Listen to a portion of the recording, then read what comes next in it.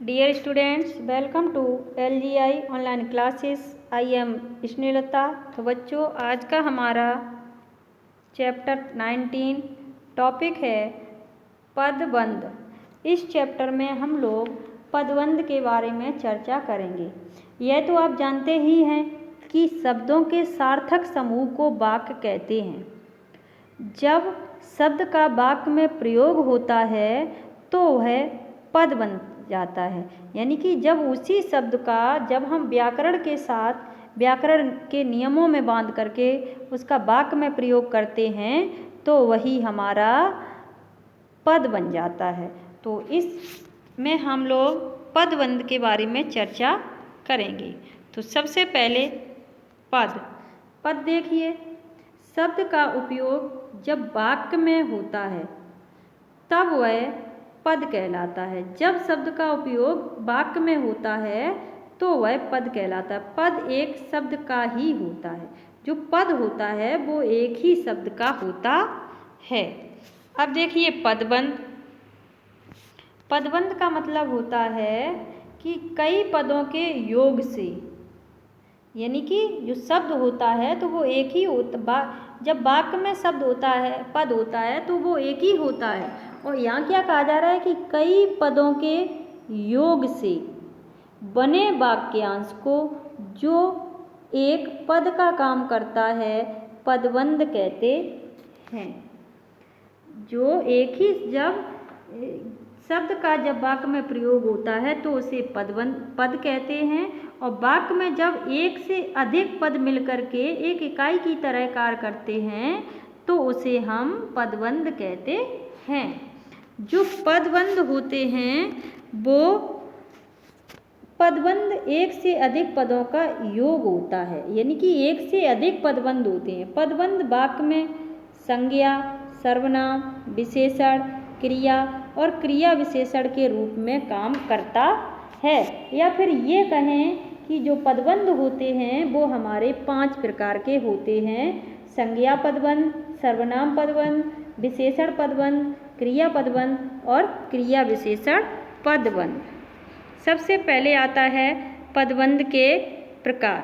तो हमने आपको बता ही दिया है, एक बार फिर देख लेते हैं। जैसे लिखा है संज्ञा पदबंध, सर्वनाम पदबंध, विशेषण पदबंध और क्रिया विशेषण पदबंध, क्रिया विशेषण पदबंध। तो ये आपके 5 प्रकार के पद होते हैं। सबसे पहले आता है संज्ञा पदबंध। संज्ञा पदबंध का मतलब होता है कि वाक्य में संज्ञा का काम करने वाला पद समूह संज्ञा पदबंध कहलाता है। अब देखो कैसे, जैसे लिखा है कि लाल बालों वाला सिपाही बोल उठा। तो यहाँ लाल बालों वाला सिपाही जो है वो आपका संज्ञा पदबंध है। तो यहाँ पे आपका संज्ञा। निरंतर मेहनत करने वाला लड़का चला गया। तो यहाँ से लेकर के यहाँ तक आपका क्या है, संज्ञा पदबंध है। सफ़ेद वर्दी वाला पुलिस वहाँ बैठा है। तो यहाँ पे क्या है, संज्ञा पदबंध है। तो जिस तरह से और कहा जाए कि मेरे बड़ौदा वाले चाचा जी आजकल दिल्ली आए हुए हैं, इसका संज्ञा पदबंध का बीच में भी प्रयोग होता है। जैसे कह दिया जाए चौराहे पर गरीब बीमार बच्चे को देख मेरी आँखें भर आई। तो गरीब बीमार बच्चे, तो ये हो गया आपका संज्ञा पदबंध। अगला आता है आपका सर्वनाम पदबंध। इसमें देखते हैं कि वाक्य में सर्वनाम का काम करने वाला पद समूह सर्वनाम पदबंध कहलाता है। जैसे उदाहरण देखिए, उसकी कल्पना में वह साहसी युवक था। क्या उसकी कल्पना में वह साहसी युवक था।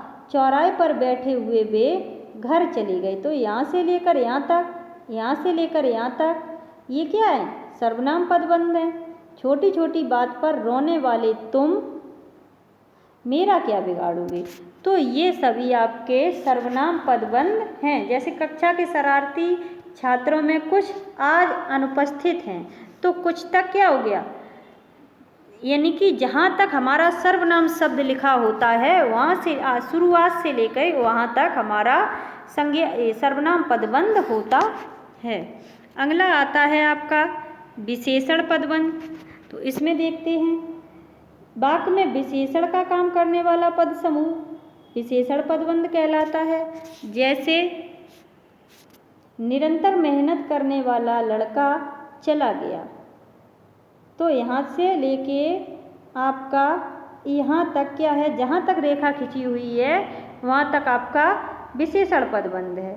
लाल बालों वाला सिपाही बोल उठा, तो यहाँ लाल बालों वाला, अब सिपाही पर नहीं करेंगे कि सिपाही संज्ञा है, तो लाल बालों वाला विशेषण बताना है। सिपाही बोल उठा, छोटी छोटी बात पर रोने वाले तुम मेरा क्या बिगाड़ोगे। तो इस तरह से ये हमारा विशेषण पदबंध हो जाता है। जैसे मेरी खोई हुई घड़ी जो खो गई थी अचानक मुझे मिल गई। दया करने वाले लोग किसी को कष्ट नहीं दे पाते। तो यहाँ पे ये विशेषता है। अगला आता है आपका क्रियापदबंध। इसमें देखिए, वाक्य में क्रियापद का काम करने वाला पद समूह क्रियापदबंध कहलाता है। जैसे चौराहे पर बैठे हुए वे घर चले गए, तो चले गए ये आपका क्रिया है। लाल बालों वाला सिपाही बोल उठा, तो बोल उठा क्रिया है। दूध में कुछ गिर गया क्रिया है। तो यहाँ पे हमारा क्रियापदबंध है। चले और गए दो क्रियाएं हैं, बोल और उठा दोनों क्रियाएं, गिर और गया तो दो क्रियाएं हैं। तो यहाँ पे क्रियापदबंध होगा। अगला आता है आपका विशेषण क्रिया विशेषण पदबंध। वाक्य में क्रिया की विशेषता बताने वाले पद समूह को क्रिया विशेषण पदबंध कहते हैं। जैसे उदाहरण के तौर पे देखिए, लड़का धीरे धीरे लिख रहा है, तो क्रिया की विशेषता क्या है कि वो धीरे धीरे लिख रहा है। आनंद रात को 10 बजे पहुंचा, ठीक है, तो यहाँ ये क्रिया की विशेषता है। दोपहर 4:24 पर झंडा फहराएंगे, तो झंडा फहराना क्या है, एक क्रिया है। तो यहाँ जो शब्द क्रिया की विशेषता बताते हैं वो क्रिया विशेषण होते हैं। जैसे कह दिया जाए, बिना विचारे कोई काम मत करो, वह दिन प्रतिदिन मोटा होता जा रहा है, तो क्रिया है।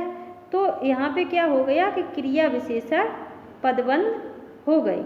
जो क्रिया विशेषण होते हैं वो आपके 4 प्रकार के होते हैं, रीतिवाचक, कालवाचक, स्थानवाचक और परिमाणवाचक। तो जिसमें जो शब्द होगा वो आपका, जैसे धीरे धीरे है तो धीरे धीरे आपका रीतिवाचक हो गया, क्रिया की स्थिति बता रहा है। आनंद रात को 10 बजे पहुंचा तो कालवाचक हो गया।